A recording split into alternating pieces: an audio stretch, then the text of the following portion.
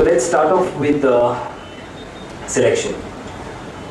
Now first thing, when you're selecting a drum kit, the most important thing is what kind of music you're going to play. Okay, if you're going to play essentially, hard rock, heavy metal, speed metal, all those kind of things, which are essentially loud, and stage, you're part of a band, you're on stage, and you have to play loud. In that case, there are certain sizes of drums that you should look for. Okay, we're talking about a 22-inch bass drum. We're talking about 12, 13, or maybe 13, 14 toms, and at least a 16-inch floor tom. A standard snare or a deeper snare. Yeah, standard I think is 5.5. 5.5 is it? Yeah, and a deeper would be anything from 6.5 to 8 inches deep. You're looking at that low end. You're looking at really getting that volume and getting the sustain to kind of deal with the heavy guitars and everything. On the other hand, if you're playing jazz, if you're playing Latin, if you're playing pop, yeah, you're looking at smaller sizes because you're looking at more of sharper, short tones.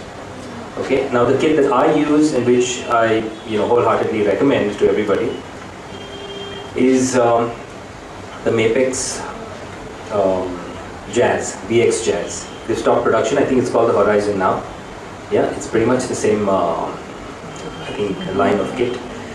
But I like that because it's got a 10-inch tom, it's got a 12-inch tom, and it's got a 14-inch floor tom. And my bass drum is 20 inches. Okay. I also use a piccolo snare, which is 3.5 inches deep. With that, I get very sharp, focused tones. Not much of sustain, not much of not too much of kind of resonance. Okay, I keep it clean. The kind of music that I play, I don't need that kind of big boomy sound. I need very focused sounds. Yeah, so I keep it at that.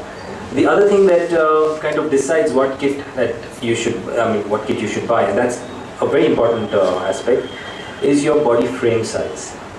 Okay. At the end of the day, playing the kit, once again I keep using the word physical because it's one of the most physical instruments that in an ensemble that anyone would play. If it's guitar, if it's keyboard, if it's horns, you're not as physical as the drums. You're moving all four limbs, and you're constantly working it. So I'm sure you all have heard of the term ergonomics, which is, they use it for when you're at work. They say, okay, your neck should be straight and your back should be straight and things like that, right? And it's exactly the same with the drums. So when you're playing, you're sitting, which is obviously not a natural position. Yeah, you've got pressure on your back, and you're doing that for 3 hours. You're sitting and playing a gig. So you have to make sure that you're sitting right, and the drums are placed in such a way that there's minimal movement. Yeah.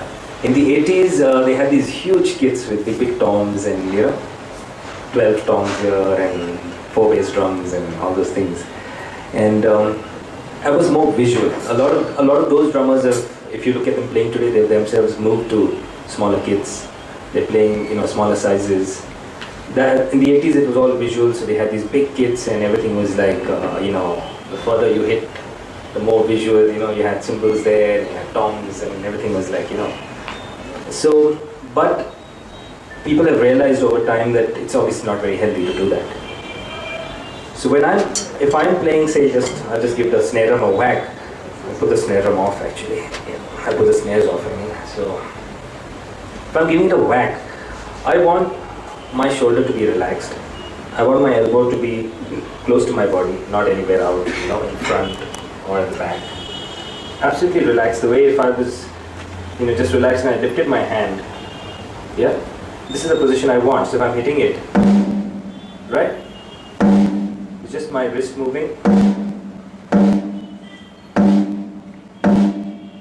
There's not much movement. If I have to go to the right cymbal, I just turn, but I'm still not stretched. Okay, it's here. Yeah, it's here. Okay.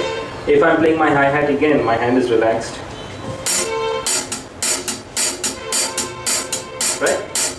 It's all here.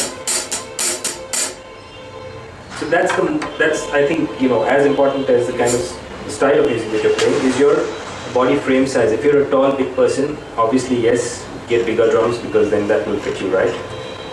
If you are playing, if you're a smaller, if you're my size, which is pretty small, so you get a kit that kind of, is kind of such sizes that you can be kept close to you, it can be kept under you, yeah. So you're always hitting down, not up, yeah.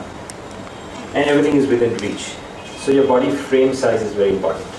Based on that, you can either select a jazz kit or a rock kit.